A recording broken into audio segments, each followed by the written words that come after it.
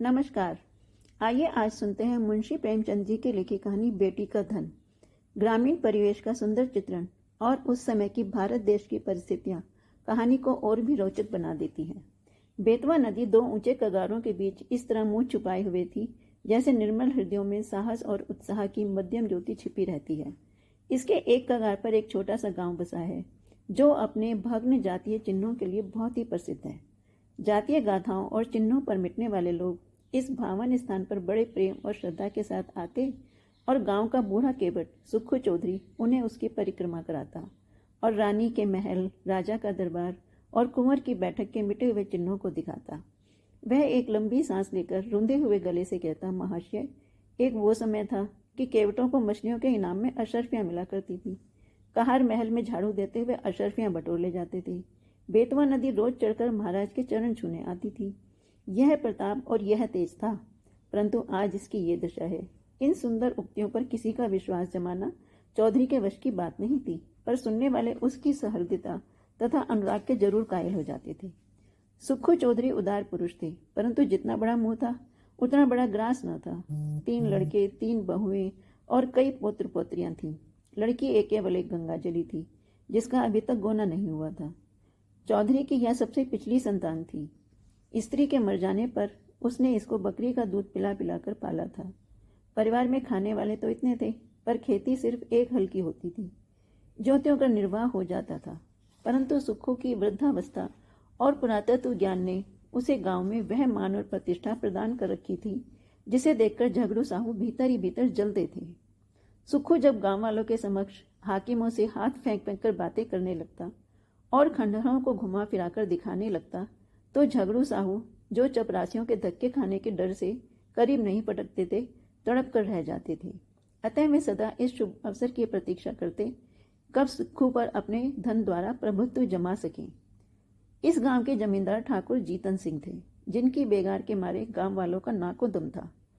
उस साल जब जिला मजिस्ट्रेट का दौरा हुआ और वह यहाँ के पुरातन चिन्हों की सैर करने के लिए पधारे, तो सुक्खू चौधरी ने दबी जबान से अपने गांव वालों की दुख कहानी उन्हें कह सुनाई। हाकिमों से वार्तालाप करने में उसे तनिक भी बहन नहीं होता था। सुक्खू चौधरी को खूब मालूम था कि जीतन सिंह से रार मचाना सिंह के मुंह में सिर देने के समान है, किंतु जब गांव वाले कहते कि चौधरी, तुम्हारी तो ऐसे ऐसे हाकिमों से मिताई है और हम लोगों को रात दिन रोते कटता है, तो फिर तुम्हारी मित्रता किस काम की? परोपकाराय सताम विभूतये। तब सुक्खू का मिजाज आसमान पर चढ़ जाता। घड़ी भर के लिए वह जीतन सिंह को भूल जाता था। मजिस्ट्रेट ने जीतन सिंह से इसका उत्तर मांगा। उधर झगड़ू साहू ने चौधरी के इस साहसपूर्ण स्वामीद्रोह की रिपोर्ट जीतन सिंह को दे दी। ठाकुर साहब जलकर आग हो गए। अपने करिंदे से बकाया लगन की बही मांगी। संयोगवश चौधरी के जिम्मे इस साल का कुछ लगान बाकी था। कुछ तो पैदावार कम हुई, उस पर गंगाजली का ब्याह करना पड़ा। छोटी बहू नथ की रट लगाए हुए थी, वह भी बनवा के देनी पड़ी। इन सब खर्चों ने हाथ बिल्कुल खाली कर दिया था। लगान के लिए कुछ अधिक चिंता थी नहीं। वह इस अभिमान में भूला हुआ था कि जिस जवान में हाकिमों को प्रसन्न करने की शक्ति है, क्या वह ठाकुर साहब को अपना लक्ष्य नहीं बनाएगी? बूढ़े चौधरी इधर तो अपने गर्व में निश्चिंत थे और उधर उन पर बकाया लगान की नालिश ठुक गई। सम्मन आ पहुंचा। दूसरे दिन पेशी की तारीख पड़ गई। चौधरी को अपना जादू चलाने का अवसर ही नहीं मिला। जिन लोगों के बढ़ावे में आकर सुक्खू ने ठाकुर से छेड़छाड़ कर दी थी, उनका दर्शन भी मिलना दुर्लभ हो गया था। ठाकुर साहब के सहने और प्यादे गांव में चील की तरह मंडराने लगे। उनके भय से किसी को चौधरी के परछाई काटने का साहस ही नहीं होता था। कचहरी वहां से 3 मील पर थी। बरसात के दिन रास्ते में ठौर ठौर पानी, उमड़ी हुई नदियां, रास्ता कच्चा, बैलगाड़ी का निभा नहीं, पैरों में बल नहीं। अतः अदम पैरवी में मुकदमे का एक तरफा फैसला हो गया। कुर्की का नोटिस पहुंचा तो चौधरी के हाथ पांव फूले। सारी चतुराई भूल गई। चुपचाप अपनी खाट पर पड़ा पड़ा नदी की ओर ताकता और अपने मन में कहता, क्या मेरे जीते जी घर मिट्टी में मिल जाएगा? मेरे इन बैलों की सुंदर जोड़ी के गले में क्या दूसरों का जुआ पड़ेगा? यह सोचते सोचते उसकी आंखें भर आती और बैलों से लिपट कर रोने लगता। परंतु बैलों की आंखों से क्यों आंसू जारी थे? वे नांद में मुंह क्यों नहीं डालते थे? क्या उनके हृदय पर भी अपने स्वामी के दुख की चोट पहुंच रही थी? फिर वह अपनी झोपड़े को विकल नयनों से निहार कर देखता और मन में सोचता, क्या हमको इस घर से निकलना पड़ेगा? यह पूर्वजों की निशानी क्या हमारे जीते जी छिन जाएगी? कुछ लोग परीक्षा में दृढ़ रहते हैं और कुछ लोग उसकी हल्की सी आंच भी नहीं सह सकते। चौधरी अपनी खाट पर उदास पड़े घंटों अपने कुलदेव महावीर और महादेव को मनाया करता और उनका गुण गाया करता। उसकी चिंता दग्ध आत्मा को और कोई सहारा था ही नहीं। इसमें कोई संदेह नहीं था कि चौधरी की तीनों बहुओं के पास गहने थे, पर स्त्री का गहना ऊख का रस के समान है जो पेरने से ही निकलता है। चौधरी जाति का ओछा पर स्वभाव का ऊंचा था। उसे ऐसी नीच बात बहुओं से कहते संकोच होता था। कदाचित वह नीच अवसर उसके हृदय में उत्पन्न ही नहीं हुआ था, किंतु तीनों बेटे यदि जरा सी भी बुद्धि से काम लेते तो बूढ़े को देवताओं की शरण लेने की आवश्यकता ही नहीं पड़ती। परंतु यहाँ तो बात ही निराली थी। बड़े लड़के को घाट के काम से फुर्सत नहीं थी। बाकी दो लड़के इस जटिल प्रश्न को विचित्र रूप से हल करने के मंसूबे बांध रहे थे। मंझले झिंगर ने मुंह बना के कहा, इस गांव में रखा ही क्या है, जहां ही कमाऊंगा वहीं खाऊंगा, पर जीतन सिंह की मूछें एक एक करके चुन डालूंगा। छोटे फक्कड़ ऐंठ कर बोले, मूछें तुम चुन लेना, नाक मैं उड़ा लूंगा, नकटा बना घूमेगा। और दोनों खूब हंसे और मछली मारने चल दिए। इस गांव में एक बूढ़े ब्राह्मण भी रहते थे। मंदिर में पूजा करते, नित्य अपने यजमानों को दर्शन देने नदी पार जाते, पर पैसे नहीं देते। तीसरे दिन वह जमींदार के गुप्तचरों की आंख बचाकर सुक्खू के पास आए और सहानुभूति के स्वर में बोले, चौधरी, कल तक की ही मियाद है और तुम अभी तक पड़े पड़े सो रहे हो। क्यों नहीं घर की चीज ढूंढ ढूंढ कर किसी और जगह भेज देते? ना हो तो समझाने ही पठवा दो, जो कुछ बच रहे वही सही। घर की मिट्टी थोड़ी खोद कर कोई ले जाएगा। चौधरी लेटा था, उठ बैठा और आकाश की ओर निहार कर बोला, जो कुछ उसकी इच्छा है वह होगा, मुझसे यह जाल नहीं होगा। इधर कई दिन की निरंतर भक्ति और उपासना के कारण चौधरी का मन शुद्ध और पवित्र हो गया था। उसे छल प्रपंच से घृणा सी हो गई थी। पंडित जी इस काम में सिद्ध थे, लज्जित हो गए, परंतु चौधरी के घर के अन्य लोगों को ईश्वर इच्छा पर इतना भरोसा नहीं था। धीरे धीरे घर के बर्तन बांडे खिसकाए जाने लगे। अनाज का एक दाना भी घर में न रहने पाया। रात को नाप लदी हुई जाती और उधर से खाली लौटती। 3 दिन तक घर में चूल्हा नहीं जला। बूढ़े चौधरी के मुंह में अन्न की तो कौन कहे, पानी की एक बूंद भी न पड़ी। स्त्रियां बाहर से चने भुनाकर चबाती और लड़के मछलियां भुन भुन कर उड़ाते। परंतु बूढ़े की इस एकादशी में यदि कोई शरीक था तो वह उसकी बेटी गंगा जली थी। यह बेचारी अपने बूढ़े बाप को चारपाई पर निर्जल छटपटाते देख बिलख बिलख कर रोती। लड़कों को अपने माता पिता से वह प्रेम नहीं होता जो लड़कियों को होता है। गंगा जली इस सोच विचार में मग्न रहती कि दादा की किस भांति सहायता करूं। यदि हम सब भाई बहन मिलकर जीतन सिंह के पास जाएं और दया की भिक्षा मांगे, प्रार्थना करें तो वह अवश्य मान जाएंगे। परंतु दादा को कब यह स्वीकार होगा? वह यदि एक दिन बड़े साहब के पास चले जाएं तो सब कुछ ठीक हो जाए, किंतु उनकी तो जैसे बुद्धि ही मारी गई है। इसी उधेड़ बुन में उसे एक उपाय सूझ पड़ा। कुम्हलाया हुआ मुखारविंद खिल उठा। पुजारी जी सुक्खू चौधरी के पास से उठकर चले गए थे और चौधरी उच्च स्वर से अपने सोए हुए देवताओं को पुकार पुकार कर बुला रहे थे। निदान गंगाजली उनके पास जाकर खड़ी हो गई।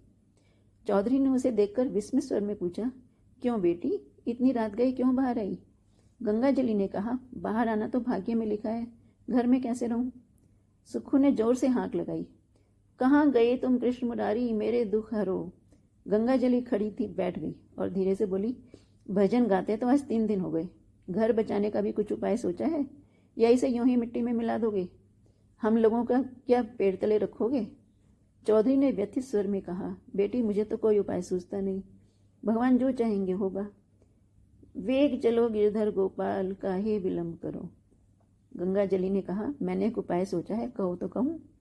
चौधरी उठकर बैठ गए और पूछा, कौन उपाय है बेटी? गंगाजली ने कहा, मेरे गहने झगड़ू साहू के यहाँ गिरवी रख दो, मैंने जोड़ लिया है, देने भर के रुपए हो जाएंगे। चौधरी ने ठंडी सांस लेकर कहा, बेटी तुमको मुझसे यह बात कहते हुए लाज नहीं आती? वेद शास्त्र में मुझे तुम्हारे गांव के कुएं का पानी पीना भी निषिद्ध है, तुम्हारी ड्योढ़ी में भी पैर रखने का निषेध है। क्या तुम मुझे नरक से में ढकेलना चाहती हो?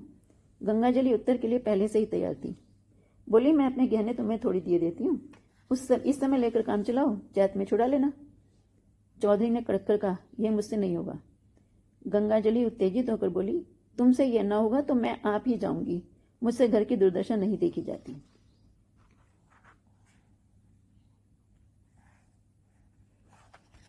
चौधरी ने झुंझलाकर कहा, बिरादरी में कौन मुंह दिखाऊंगा? गंगा जली ने चिढ़कर कहा, बिरादरी में कौन ढिंडोरा पीटने जाता है? चौधरी ने फैसला सुनाया, जग हंसाई के लिए मैं अपना धर्म नहीं बिगाड़ूंगा। गंगा जली बिगड़कर बोली, मेरी बात नहीं मानोगे तो तुम्हारे ऊपर मेरी हत्या पड़ेगी। मैं आज ही इस बेतवा नदी में कूद पड़ूंगी। तुमसे चाहे घर में आग लगते देखा जाए, पर मुझसे तो ना देखा जाएगा। चौधरी ने ठंडी सांस लेकर कातर स्वर में कहा, बेटी, मेरा धर्म नाश मत करो। यदि ऐसा ही है तो अपनी किसी भावज के गहने मांग कर लाओ। गंगा जली ने गंभीर स्वर में कहा, भावजों से कौन अपना मुंह निचवाने जाएगा? उनको फिक्र होती तो क्या मुंह में दही जमा था? कहती नहीं अपने आप। चौधरी निरुत्तर हो गए। गंगा जली घर में जाकर गहनों की पिटारी लाई और एक एक करके सब गहने चौधरी के अंगोछे में बांध दिए। चौधरी ने आंखों में आंसू भरकर कहा, हाय राम, इस शरीर की क्या यही गति लिखी है? यह कहकर उठे। बहुत संभालने पर भी आंखों में आंसू ना छिपे। रात का समय था। बेतवा नदी के किनारे किनारे मार्ग को छोड़कर सुक्खू चौधरी गहनों की गठरी काख में दबाए इस तरह चुपके चुपके चल रहे थे मानो पाप की गठरी लिए जाते हैं। जब वह झगड़ू साहू के मकान के पास पहुंचे तो ठहर गए। आंखें खूब साफ की, जिससे किसी को यह ना लगे कि चौधरी रोता था। झगड़ू साहू धागे की कमानी की एक मोटी ऐनक लगाए बही खाता फैलाए हुक्का पी रहे थे और दीपक के धुंधले प्रकाश में उन अक्षरों को पढ़ने की व्यर्थ चेष्टा में लगे थे जिनमें स्याही की किफायत की गई थी। बार बार ऐनक को साफ करते और आंख मलते, पर चिराग की बत्ती उकसाना या दोहरी बत्ती लगाना शायद इसलिए उचित नहीं समझते थे कि तेल का अपव्यय होगा। इसी समय सुक्खू चौधरी ने आकर कहा, जयराम जी। झगड़ू साहू ने देखा, पहचान कर बोले, जयराम चौधरी, कहो मुकदमे में क्या हुआ? यह लेन देन बड़े झंझट का काम है, दिन भर सिर उठाने की छुट्टी ही नहीं मिलती। चौधरी ने पोटली को खूब सावधानी से छिपाकर लापरवाही के साथ कहा, अभी तक तो कुछ हुआ नहीं। कल इजराई डिग्री होने वाली है। ठाकुर साहब ने न जाने कब का बैर निकाला है। हमको 2-3 दिन की भी मोहलत होती तो डिग्री न जारी होने पाती। छोटे साहब और बड़े साहब दोनों हमको अच्छी तरह जानते हैं। अभी इसी साल तो मैंने उनसे नदी किनारे घंटों बात की, किंतु एक तो बरसात के दिन, दूसरे एक दिन की भी मोहलत नहीं, क्या करता। इस समय मुझे रुपयों की चिंता है। झगड़ू साहू ने विस्मित होकर पूछा, तुम्हें और रुपयों की चिंता? घर में भरा है, वह किस दिन काम आएगा? झगड़ू साहू ने यह व्यंग्य बड़ नहीं छोड़ा था। वास्तव में उन्हें और सारे गांव को विश्वास था कि चौधरी के घर में लक्ष्मी महारानी का अखंड राज्य है। चौधरी का रंग बदलने लगा। बोले, साहू जी, रुपया होता तो किस बात की चिंता थी? तुमसे कौन छिपावे? आज 3 दिन घर से में चूल्हा नहीं जला, रोना पीटना पड़ा है। अब तो तुम्हारे बसाए बसूंगा। ठाकुर साहब ने तो उजाड़ने में कोई कसर नहीं छोड़ी। झगड़ू साहू जीतन सिंह को खुश रखना जरूर चाहते थे, पर साथ ही चौधरी को भी नाखुश करना मंजूर नहीं था। यदि सूद दर सूद छोड़कर मूल तथा ब्याज सहज वसूल हो जाए तो उन्हें चौधरी पर मुफ्त का एहसान लादने में कोई आपत्ति नहीं थी। यदि चौधरी के अफसरों की जान पहचान के कारण साहू जी का टैक्स से गला छूट जाए, जो अनेक उपाय करने, अहलकारों की मुट्ठी गर्म करने पर भी नित्य प्रति उनकी तोंद की तरह बढ़ता ही जा रहा था, तो क्या पूछना। बोले, क्या कहें चौधरी जी, खर्च के मारे आजकल हम भी तबाह हैं। लहने वसूल नहीं होते, टैक्स का रुपया देना पड़ता है, हाथ बिल्कुल खाली हो गया। तुम्हें कितना रुपया चाहिए? चौधरी ने कहा, 100 रुपये की डिग्री है, खर्च वर्ष मिला के 200 के लगभग समझो। झगड़ू अब अपने दांव खेलने लगे। पूछा, तुम्हारे लड़कों ने तुम्हारी कुछ भी मदद नहीं की? वह सब भी तो कुछ ना कुछ कमाते ही हैं। साहू जी का यह निशाना ठीक पड़ा।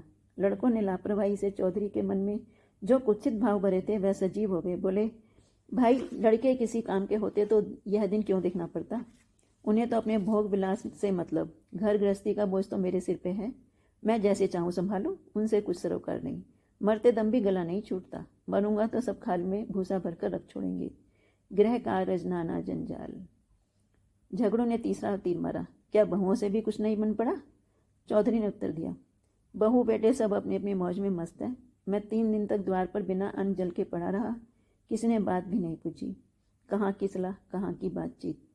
बहुओं के पास रुपए ना हो, पर गहने तो हैं, और वे भी मेरे बनाए हुए। इस दुर्दिन के समय यदि 2-2 थान उतार देती तो क्या मैं छुड़ा न लेता? सदा यही दिन थोड़े ही रहेंगे। झगड़ू समझ गए कि यह महज जवान का सौदा है, और वह जवान का सौदा भूलकर भी नहीं करते थे। बोले, तुम्हारे घर के लोग भी अनूठे हैं। क्या इतना भी नहीं जानते कि बूढ़ा रुपया कहाँ से लाएगा? अब समय बदल गया है, या तो कुछ जायदाद लिखो या गहने गिरवी रखो, तब जाकर रुपये मिलते हैं। इसके बिना रुपये कहाँ? इसमें भी जायदाद में सैकड़ों पकड़े पड़े हैं। सुविधा गिरवे रखने में ही है। हाँ, तो जब घर वालों को कोई इसकी फिक्र नहीं तो तुम क्यों व्यर्थ जान देते हो? यही होगा ना कि लोग हंसेंगे, तो यह लाज कब तक निभाओगे? चौधरी ने अत्यंत विनीत होकर कहा, साहू जी, यह लाज तो मारे डालती है, तुमसे क्या छिपाए। एक वह दिन था, हमारे दादा बाबा महाराज की सवारी के साथ चलते थे। अब एक दिन यह भी है कि घर घर की दीवार तक बिकने की नौबत आ गई। कहीं मुंह दिखाने को भी जी नहीं चाहता। यह लोग गहनों की पोटली, यदि लोकलाज ना होती तो इसे लेकर कभी यहाँ नहीं आता, परंतु यह अधर्म इसी लाज निभाने के कारण करना पड़ रहा है। झगड़ू साहू ने आश्चर्य में होकर पूछा, ये गहने किसके हैं? चौधरी ने सिर झुकाकर बड़ी कठिनता से कहा, मेरी बेटी गंगाजली के। झगड़ू साहू स्तंभित हो गए, बोले, अरे राम राम। चौधरी ने कातर स्वर में कहा, टूब मरने को जी चाहता है। झगड़ू ने बड़ी धार्मिकता के साथ स्थिर होकर कहा, शास्त्र में बेटी के गांव का पेट देखना भी मना है। चौधरी ने दीर्घ निश्वास छोड़कर करुण स्वर में कहा, ना जाने नारायण कब मौत देंगे। भाई की 3 लड़कियां ब्याही, कभी भूल कर भी उनके द्वार का मुंह नहीं देखा। परमात्मा ने अब तो टेक निभाई है, पर अब ना जाने मिट्टी की क्या दुर्दशा होने वाली है। झगड़ू साहू लेखा जो बख्शिश 100 के सिद्धांत पर चलते थे। सूद की कौड़ी भी छोड़ना उनके लिए हराम थी। यदि 1 महीने का दिन भी लग जाता तो पूरे महीने का सूद वसूल कर लेते थे। परंतु नवरात्र में नित्य दुर्गा पाठ करवाते थे। पितृपक्ष में रोज ब्राह्मणों को सीधा बांटते थे। बनियों के धर्म में बड़ी निष्ठा होती है। यदि कोई दीन ब्राह्मण लड़की ब्याहने के लिए उनके सामने हाथ पसारता तो वे खाली हाथ नहीं लौटता था। भीख मांगने वाले ब्राह्मणों को चाहे वे कितने ही सुंदे मुसंडे हों, उनके दरवाजे पर फटकार नहीं सुननी पड़ती थी। उनके धर्मशास्त्र में कन्या के गांव के कुएं का पानी पीने से प्यासा मर जाना अच्छा है। वह स्वयं इस सिद्धांत के भक्त थे और इस सिद्धांत के अन्य पक्षपाती उनके लिए महामान्य देवता थे। वे पिघल गए। मन में सोचा, यह मनुष्य तो कभी ओछे विचारों को मन में नहीं लाया। निर्दय काल की ठोकर से अधर्म मार्ग पर उतर आया है, तो उसके धर्म की रक्षा करना हमारा कर्तव्य बनता है।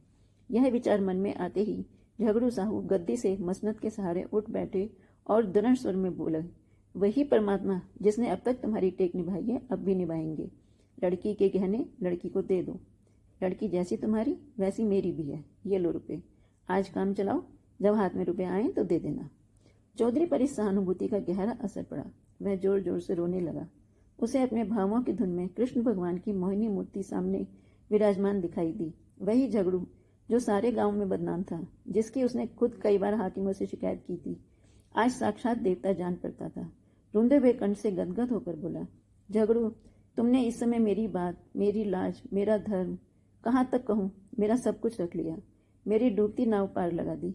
कृष्ण मुरारी तुम्हारे इस उपकार का फल देंगे और मैं तो तुम्हारा गुण जब तक जीऊंगा गाता ही रहूंगा। धन्यवाद। यदि मेरी कहानी आपको अच्छी लगी तो मेरे चैनल को सब्सक्राइब करें।